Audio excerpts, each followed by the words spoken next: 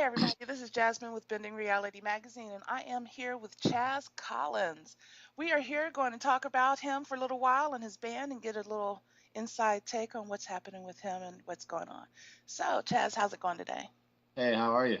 I'm great. So, tell us a little bit about you and how you got started in the music business.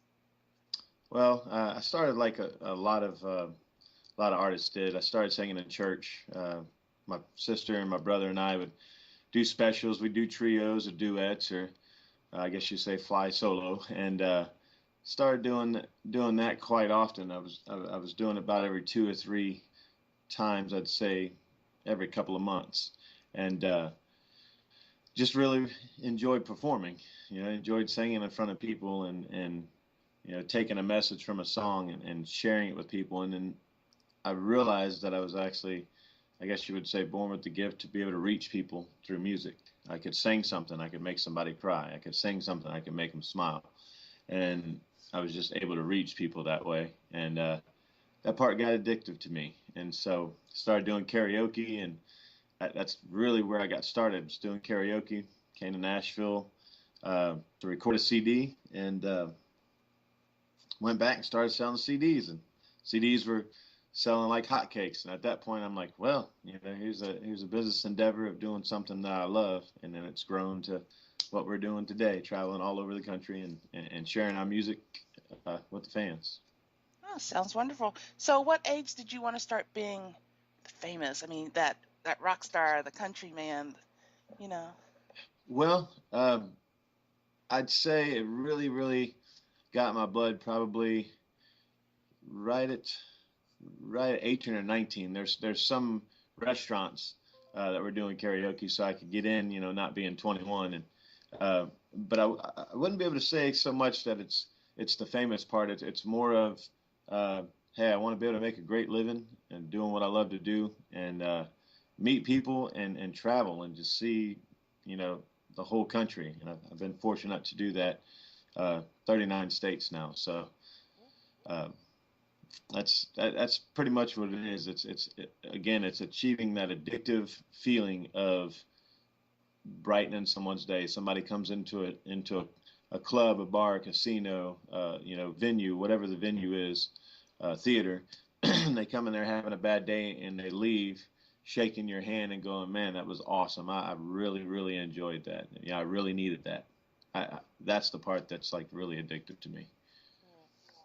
And what kind of music did you grow up on and listening to, and who are you listening to now? Well, quite the opposite of what I do now. I was a huge '80s rock fan. Any big hair bands, from my favorite is Def Leppard down to uh, uh, what do you call it? Name skipping my mind. My Twisted Sisters, Wow. Cinderella, Guns N' Roses, Aerosmith. I mean, I was completely the other way. And I guess because my family listened to a lot of the traditional country, and growing up, most kids uh, most kids aren't huge fan of traditional country because a lot of it is the tear in your beer kind of stuff, which Right. it's rich and it's really really good. But I say there's a certain age you get to where you can actually start appreciating that stuff. Because when you're a young kid, you just want stuff energetic and fun and all that. You don't want to hear about someone losing their dog or their girlfriend leaving, or losing your job and your home and all that. But as I've grown into uh, or as I've become part of the country family, I've gotten to where I've went back and I listen to Johnny Cash, I listen to George Jones. Uh, I mean, I'm huge fans of Johnny Cash and George Jones, probably mostly. Uh, but you go back and you start appreciating and really listening to the words because a lot of that has feeling. Yes, Uh, yes. I mean, a lot of feeling in there, and so you get where they're able to connect with their fans because it connects with you. But now, as far as country, I guess you say, the mainstream artists I listen to, I'm a big Tim McGraw fan. I always have been. And to be quite honest with you, Tim McGraw's music is what actually got me into country. This is no exaggeration, but when "Don't Take the Girl" came out, that literally is the song that turned me country. Wow, cool. Yeah. All right. So, Who's your inspiration? I know you mentioned Johnny Cash and Tim McGraw, but who's your inspiration? Tim McGraw, 100% has been my inspiration in music. I fortunately enough got a chance to meet him at the Wild Horse Saloon. I was working there before I got my booking agent and started touring, and was able to shake his hand and tell him, hey man, you're the reason I really got inspired to start pursuing my dream. I wanted to be the performer you were. I wanted to be, eventually be the dad that you were, and just be the artist that you are. I want to be. I took the way he did things, and literally the way I'm doing things are very similar. Just how he pursued his career, and how he went about it, and how he performed. Even sometimes you'll see some of my performance, and you'll be like, I've seen that before, and it may be, just a mannerism that Tim has done, because I've studied his stuff so much, because I was like, I want to be that kind of performer. Right. And so, yeah. All right. So, since you mentioned it, what's it been like living your dream? Well, it has some great times. It does. It's absolutely unbelievable. All the places in the country that you get taken to. I mean, we've been all the way to the West Coast, Hermosa Beach, Fremont, California, all the way up to Portland, Oregon, and we've been as far east as Savannah, Georgia, and Florence, South Carolina. Um, but it's been awesome as a whole. It is a lot of hard work. A lot of people think, man, I'd love to do that. It just looks like fun. All just travel around and you sing and you meet people, and if you're a drinker, you drink. If you're a party, you're a partier. Sorry, if you're a partier, you party. Right. And that's really not the big picture. That's the fun after the work. That's the stuff you get to do after. The work is 75% of it, which is dealing with booking agents, dealing with club owners. You have some club owners that are just really easy to work with, and you have some that they're just all business. And not that they're not friendly, but they're just all business. And sometimes you'll drive 32 hours to get to a club and play, and they meet you at the door with a smiling face and a hand out to shake your hand. And other times, I've had times where I walked in there and they'd barely even speak to me, and you kind of feel unappreciated, and it honestly, it kind of sucks, because you're not at home with your family and friends. You're not at home, with your significant other, if you have one, and you're out there. You've got the four guys with you, and that's the only people you know. So you're trying to build relationships, and some people, just aren't interested in building relationships. They just want to see you bring people through the door and making money. So it can be tough. It can be emotionally rough.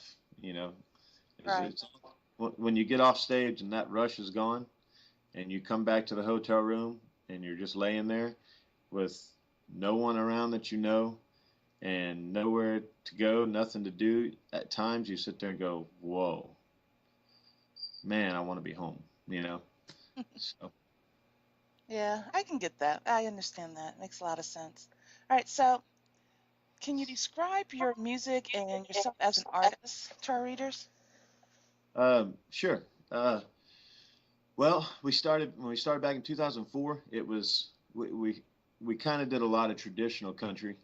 Uh, it was slightly pop country back then, and you can actually check that out at cdbaby.com. Just look up Chas Collins. But that's our CD we released in 2004. We re-released it in 2009, and then we've kind of, I guess you could say, morphed into a new style. Now we're more of that rock edge country. I mean, I purposely hired two guitar players that are rock and roll players. They're not country pickers. There's not a lot of twang in our country. There's not a lot of chicken picking, excuse me, any of that. It's more of that rock edge. We could be somewhat compared to Jason Aldean, Brantley Gilbert, and maybe even some Dierks Bentley. There's a little softer side to it there, and maybe some things towards Kenny Chesney and Luke Bryan. It's kind of a mix of everything. We don't have just okay, we just do island songs, or we just do traditional songs, or we just do rock songs. We're kind of all over the grid. We do pop country, rock country. Uh, we'll do some that are a little traditional sounding, but we still will like to put that rock edge on it. Cool. And if you had the dream of all dreams and you can join any artist in the world on tour, who would it be and why? Well, that's a very very easy question. Uh, Yes, Tim McGraw. yeah, yeah, absolutely, absolutely. You How know did that, he guess that? yeah, yeah, that was one of my goals right there, boy. I've told my family that many times. I said, if I really really wanted to just stop and go, I've arrived. Is if I can actually be well enough known and do well enough to share the stage with that guy. Uh, like I said, I look up to him so much, man, as an artist. We should It's, start a campaign to hit him up and tell him to get you out there. you know, you We would should think get it your would be fans that easy. going for it. Yeah, you would think it'd be that easy. Uh, It can be. you know, I guess it could be, but most of the time that kind of stuff isn't too welcomed when you're trying to hit them up for I guess you would consider that a favor because they kind of go, well, what's in it for me? Sure. Yeah, I can bring you out here on tour. And to be honest with you, nowadays, uh, it's the game's changed. Used to you'd get paid to open up for an artist. Now, as I know from experience, which we ended up not doing it, but now they're called buy-on tours, and You have to pay to be on stage. Yeah. absolutely, without mentioning any names, there's a trio that actually they just got dropped from their label now, but they went out with Tim McGraw, and you know, without disclosing the amount of money, let's just say it was over $100,000 they paid to go on tour with us with Tim. And it's not Tim that's doing it; it's the industry. The industry's changing, and they're realizing people want exposure. Here's a great money making tool. Let's get them to pay to come out because they're going to want to get out in front of these people. We don't have to pay them. Right. And, it's it really kind of it really it's bad, to be quite honest with you. It's good for them, but it's bad for the artist because who's got 100 grand laying around? I Especially was if you're asked just getting started. absolutely. I was asked for 15,000 to open up for Big and Rich, and I said I'm not paying to open up for an artist. I'm not doing that. I think what we bring to the table with our I would say one of the best performance shows you'll ever see, uh, as far as high energy. Um, I think with what we bring to the table that we are actually um, have value. We have value. If we come Right. in that club or that casino, we're going to draw. I mean, we're not going to draw as much as Tim McGraw and Luke Bryan or any of those guys, but we're going to draw enough to hold our own. Right. All right. So let's take a step back a little bit, back to the Yeah, beginning of your career. yeah. Where were you when you first heard that first song of yourself on the radio? Well, I was at my cousin's house. My cousin, this was actually before CDs came out, and she, my cousin said, "I want you to hear this song. There's this new guy on the scene, Tim McGraw." And I said, "Okay." As I told you, I wasn't a big country fan at that time. Right. Wasn't huge into it, and so I listened to it, and she played "Don't Take the Girl." I remember it was a cassette tape. This was in Parsons, Tennessee. It's where my grandfather's family is from. And on one side of the cassette was "Don't Take the Girl," and on the other side of the cassette was uh, "Welcome to the Club," which is a song about you breaking up and going to the bar and having a drink and drowning your tears. Welcome to the club. And she played "Don't Take the Girl" for me, and I don't know what it was about that song, but I mean that song just tugged at my heart. It told the story of what you know love is like in relationships, and I guess you would say finding your soulmate, that special someone, and the connection between two people, and it just grabbed me. And if I remember correctly, I think I was only about 10 or 11. something like that. And it just floored me. Now before that, I was a Garth Brooks fan. Just to throw it out there. Before Tim McGraw, I was a Garth fan. That's what I did for karaoke. But They're both great, so. huh? I said they're both great, so. Oh yes, yes. And I remember that just like it was yesterday. And I played it for my aunt, and my aunt fell in love with him. And she was just like, Tim McGraw is that's as good as it gets right there.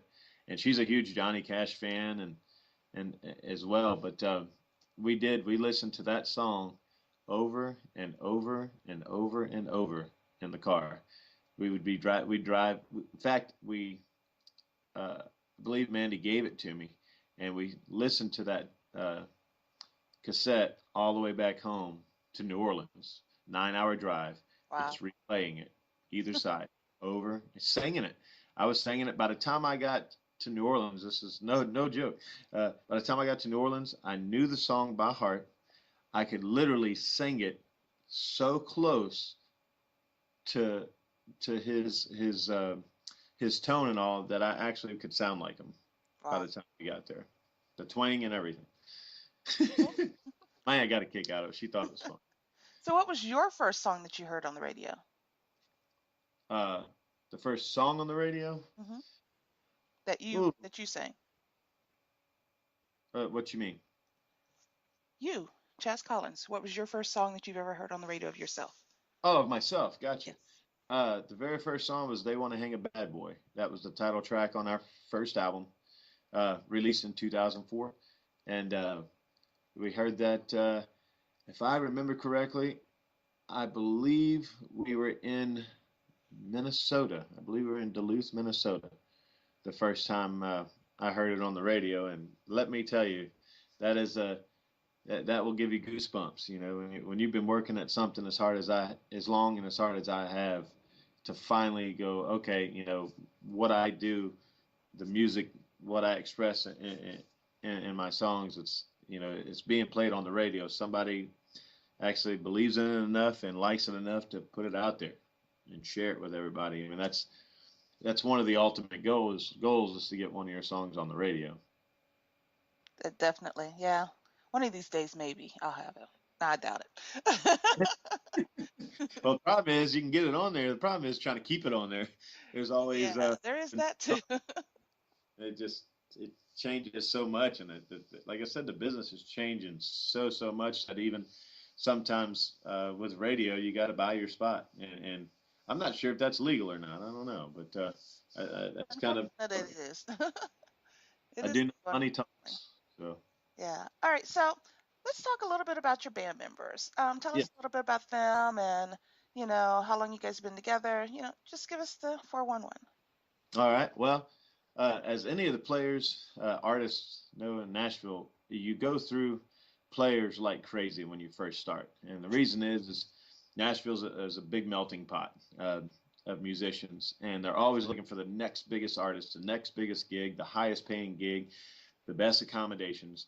So they're willing to jump ship pretty easy. I mean, they'll jump ship for $10 extra a week. I mean, it's very much it's a cutthroat business. It's Okay. everyone for the most part is out for themselves. Now, it took me now 11 years to have the lineup that I have right now, uh, because none of these players are that way.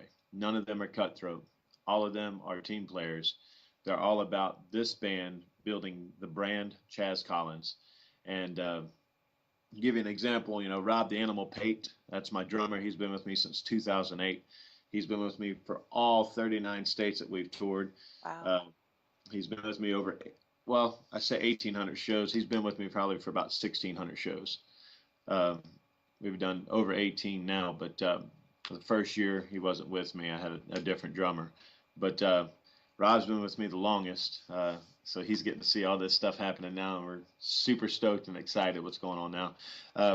My bass player, uh, this one kind of hits home for me. John Marcus. John Marcus was a dance hall doctor. He played with Tim McGraw for 21 years.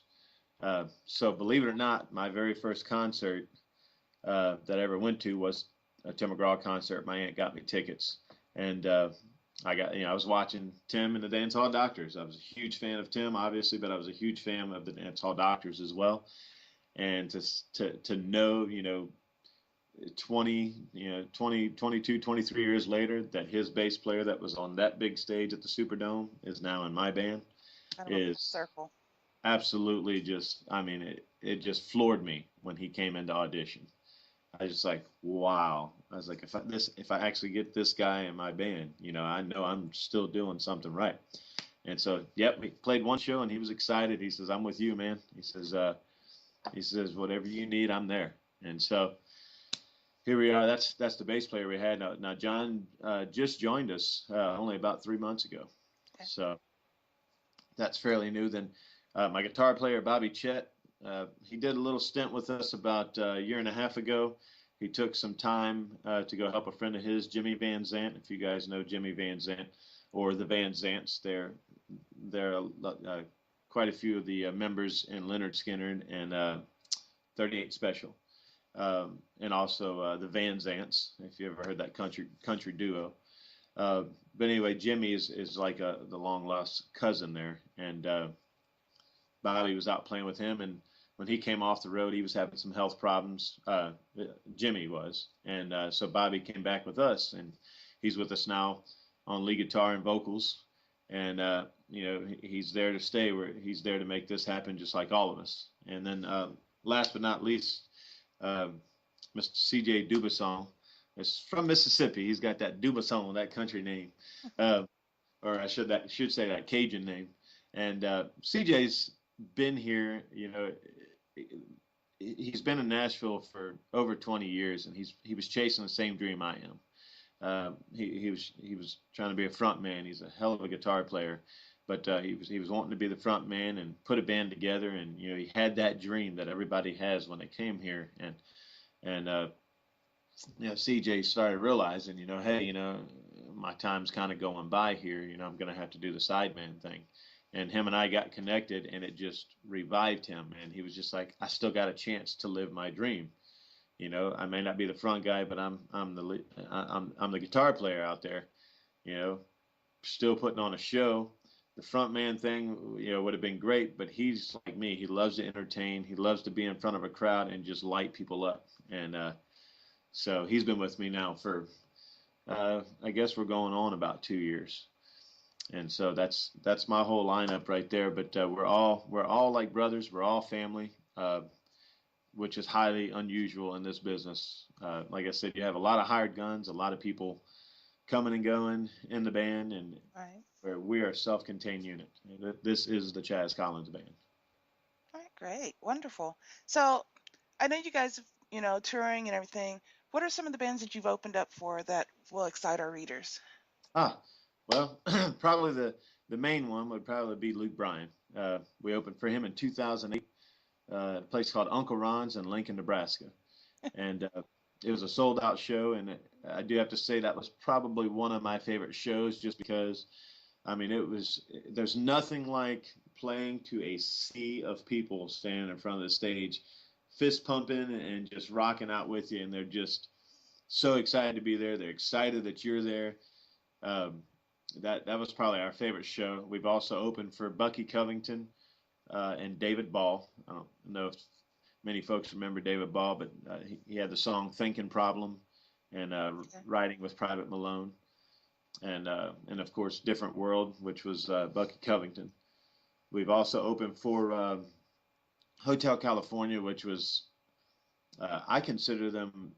I think most people consider them the second best Eagles tribute band, just because Seven Bridges, I believe, is the number one in the country here, which is good friend of mine as a guitar player with them. Uh, but and then coming up, actually, April 7th, right here in Franklin, Tennessee, at the Franklin Theater, we're going to be sharing the stage with Colin Ray, and I'm a huge fan of Colin Ray. He's got a lot of those real heart-tugging, tearjerker ballads that are just. He's one of the best writers I've ever known or ever heard of. So, um, but that's. Now we did also. I'm sorry, I did forget one. The Hayseed Cowboys. They're more of a regional band, more local, and that was up in Nebraska as well. We open up for those guys, and it's kind of wild because it's the only band I've seen that they're kind of country, but they have a tuba on stage, and I've never heard of that. That was the first time I seen it, but let me tell you, man, they still entertain. It was one of those things. You're like a tuba in a country band, That's a forgotten art. huh? It's a forgotten art. Yeah, I guess so. But hell, they pulled it off. It was a good time. We got a chance to like I said, open up for them, and then kick back and listen to them tear up the stage, and it was a lot of fun. All right, cool. So let me ask you this, a little off topic in a way, but if you weren't in the music and that wasn't your career, what would you be doing for a living right now? Well, here's a shocking one. Before I was doing music, I was a commercial residential plumber, uh, and I actually helped build the Marriott Hotel, the one you see over on Convention Center Boulevard in New Orleans, Louisiana, right there downtown. Oh, cool. And I got to say that I didn't love it, but I liked it. Plumbing has a lot to do with putting together puzzles, and you got to cut the pieces right, and it's not just about measuring and cutting. Sometimes you got to measure from the ceiling, and I might lose some people here, but you use a plumb bob, and you can't really measure from the roof. You got to use a plumb bob to see where it's going to fall on the ground or whatever, where you got to run whatever pipe, or it's like putting together a jigsaw puzzle, and it was fun to me. The part that wasn't fun was getting up at 6 in the morning. I don't like that morning stuff. Uh, I'm not a big morning person, but I would definitely be doing that. I was making great money, and I literally, uh, for the most part, walked on the job site and said, this isn't what I want to do anymore. I want to do music. There's an opportunity, uh, and I want to move to Nashville. And you know, if you believe in divine intervention, which I certainly do, literally it was about a week later, Katrina hit New Orleans, and I was an evacuee, and at that point, I got quite a bit of help from the government financially there, and I told my family, I said, look, I said, I got $5,000 in the bank. The government literally just deposited it in my account, just appeared, no joke. I was there. It is, and so I was like, I got $5 grand extra in the bank. I got a chance to move to Nashville. All the doors are open for me.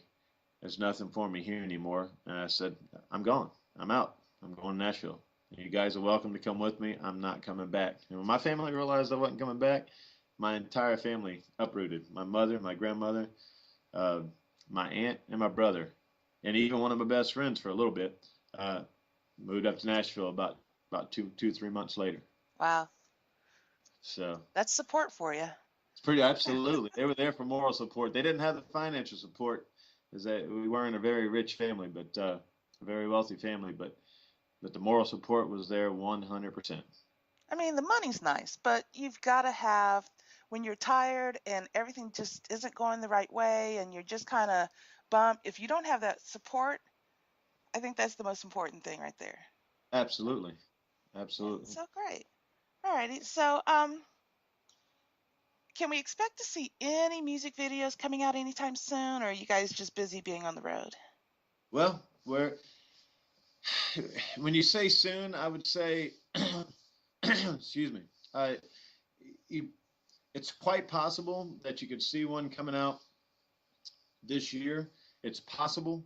Uh, we already have the idea of 2 or 3 songs that we want to do videos on that we're going to be cutting here. We're actually getting ready to go in the studio here in a couple of weeks and cut some more music, and that'll actually be released. Our EP will be released here in about a month and a half, maybe even sooner if we can get it pressed up fast enough. 7 brand new songs, 3 that some people have heard. They were released, but we haven't really pushed them out there a lot um, just yet because we wanted to do it all together on this EP. But there's definitely video ideas being kicked around right now.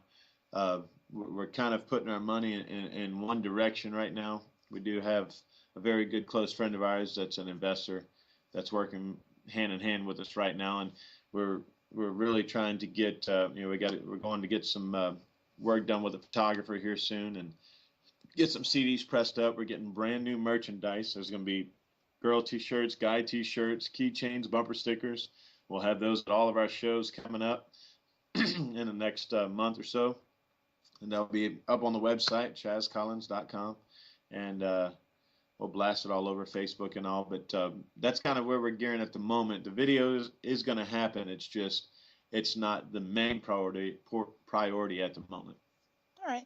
Make sure you tag me in that, and I'll share it with my readers. Absolutely. Sure. All Definitely. right. So when you're not on stage, you're not in the studio, and you're not touring, you're not doing the music thing, what do you like to do? My favorite thing is probably anything to do with water. I'm a beach bum, like you would know. I mean, I love the beach. I love anything to do with water. I mean, I go fishing as often as I can. If I can go deep sea fishing every day, I'd be happy. I love being on the water. It's my favorite thing. And when I can't do that, like in Tennessee, I mean, we got lakes here, and that's okay. It's still nice to go out on the lake, but if not, you go to a water park and be like, well, this is the best I can do at the moment here. So you got the artificial beach there with the wave pool, you know. So Just got to get wet. that's right. That's right. That's right. All right. So I know you guys have been working hard and touring. Where are you guys going next? What's your tour schedule looking like right now? Well, we got a couple of local shows coming up first here on April 2nd. We're playing right here in Old Hickory, Tennessee. And then April 7th, we're at the Franklin Theater with Colin Ray. And after that, the next show is going to be the 22nd. We head back to Roanoke, Virginia. We built a really big fan base out there now. We're pretty stoked. The last time we played there, the fire marshal actually had to show up and remove some people. Wow. And I don't want that to sound bad. We're not trying to sound No, that bad. sounds good. That means you guys were sold out. Everything was overpacked, and it was jamming. Yeah, they didn't remove them permanently. They just had to let them. They had to pull some people outside till some people left to let people back in, just because we were over capacity. Right. So really stoked about that. We're going back there Friday, the April 22nd, and then something we haven't done in a couple of years. We're going back up to the Midwest for a little bit. We're going to go to Hankinson, North Dakota, up there and at the Dakota Magic Casino, and we're pretty stoked about that. We hadn't been up there in probably 3 or 4 years. Our biggest fan base is in Minnesota and Wisconsin area, so they're going to get a chance to travel over there and come and see us. A lot of the people that haven't seen us in 4 or 5 years, they've been on us constantly to get up there, and so we're gonna shoot up there then, and on the 29th and 30th we'll be up there, and then I guess you could say this is one of the most proudest moments of my career this year. In May, the second week of May, we're gonna be in my hometown, and excuse me, was Thursday the 12th. We're going to be in Gulfport, and a place called the Brick House. And then pretty stoked. Looks like we're going to be in Slidell on the 13th. And then Saturday the 14th is probably the one that hits home the most. I'm going to be in my hometown, Belchase, Louisiana, playing the Seafood Festival. And I know it's going to be an emotional time. I mean, I can ride 10 minutes to get to the house I was born and raised in, and it's a great positive feeling, but it does have a little bit of a sentimental thing for me because my grandfather, my grandmother, and my mother have all passed away now, and all three of them basically raised me in that house in Belchase, and so. Yeah, I'm going to try my best not to get emotional, at least till the show's over. But it's one of those where you wish you that they'd get a chance to come there and see you. But not sure your religious beliefs, but I totally believe that they see everything. Up in your spirit. That's exactly what I believe, and that's actually a whole nother story there. Because to be quite honest with you, within a week after my grandmother passing and a week after my mother passing, both times were two of the biggest things to happen in my career. One was a big investor a week later after my my mother passed, and a week after my grandmother passed, my video went number 9, sorry, on CMT. Wow, cool.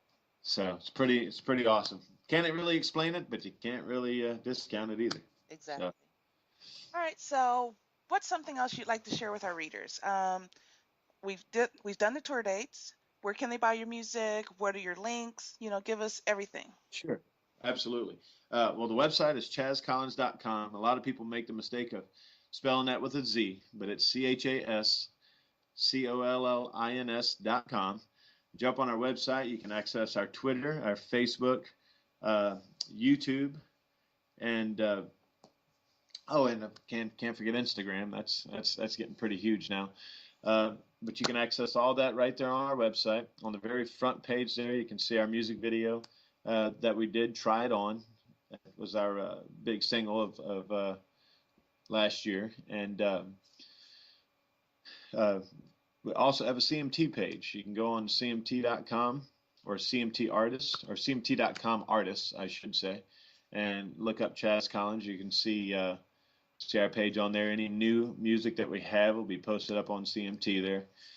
Of course, on the tour page, if you want any idea of when we're coming to your town, you can go on there, check out our tour schedule. And if you don't see anything on our front page, there's a box there that says "Demand Chas Collins in your town."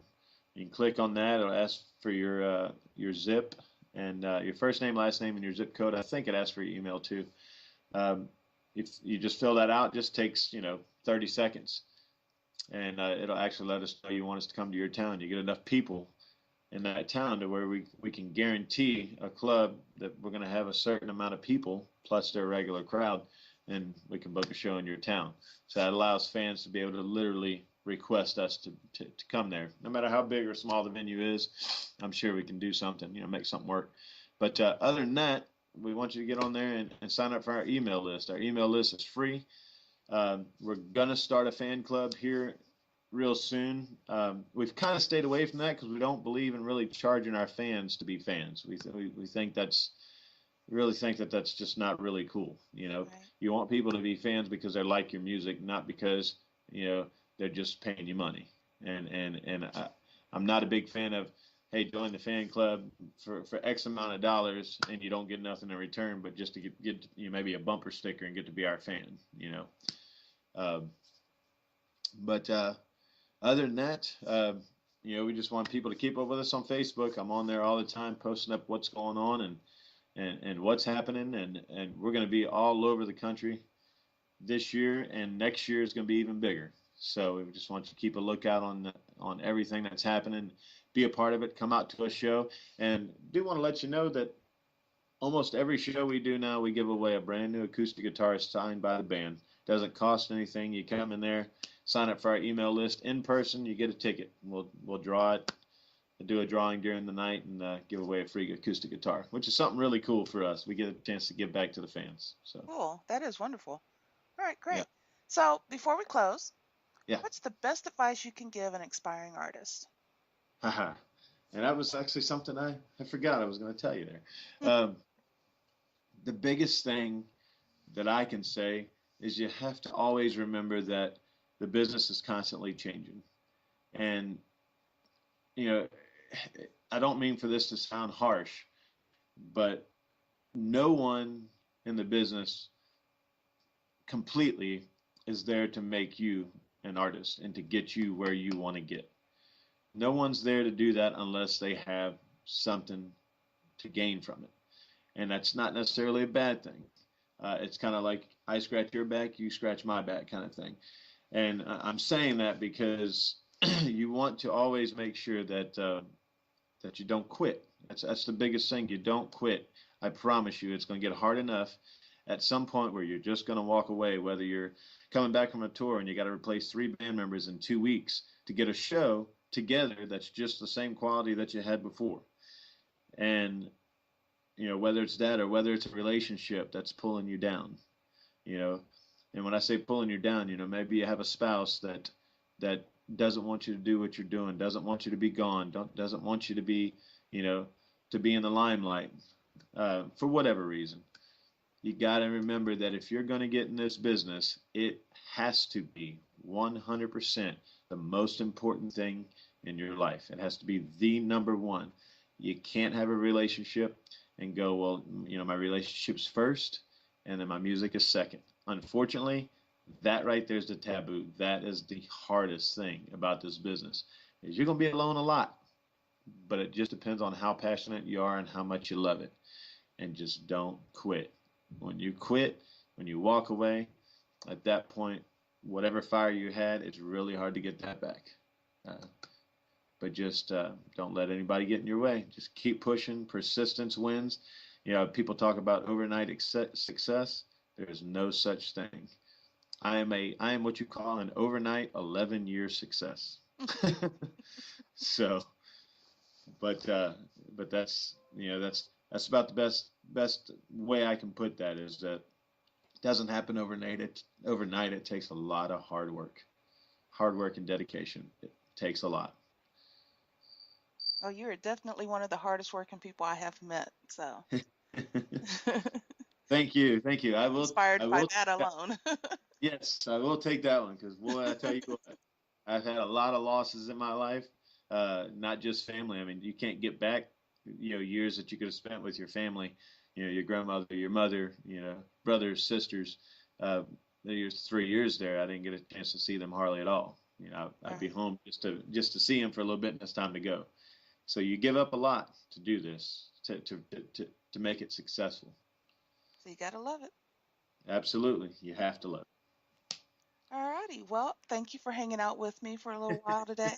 It was Absolutely. great as always. I always have a good time talking with you. So Same here. all righty. So what we'll do is, everybody, while you're listening to this, I want to make sure you go to ChazzCollins.com, check him out. I guarantee you will love his music. So, and this is Jasmine Knight, and I am with Bending Reality Magazine. You can reach us at bendingrealitymag.com. And then, yeah, thanks everybody.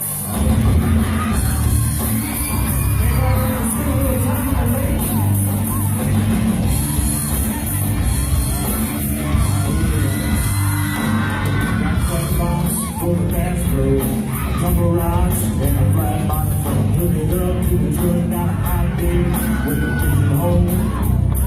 I got a nice chest with a ticket right now for a 30 pack, filled up, lights it down, about to pull down the red heat around to the nowhere. So, well, there ain't no better way on a Saturday, drift away from reality, turning down the fire like a wine in the water, to a red wine. Tuesday on, turn the quiet up, turn off the phone. Leave a message at the beat, I'll get back to you in perfect time. 'Cause right now, I'm on another line. I got a sweet girl, sprawled out, singing that song on the beach. Got a mountain head with a tail and a tongue out.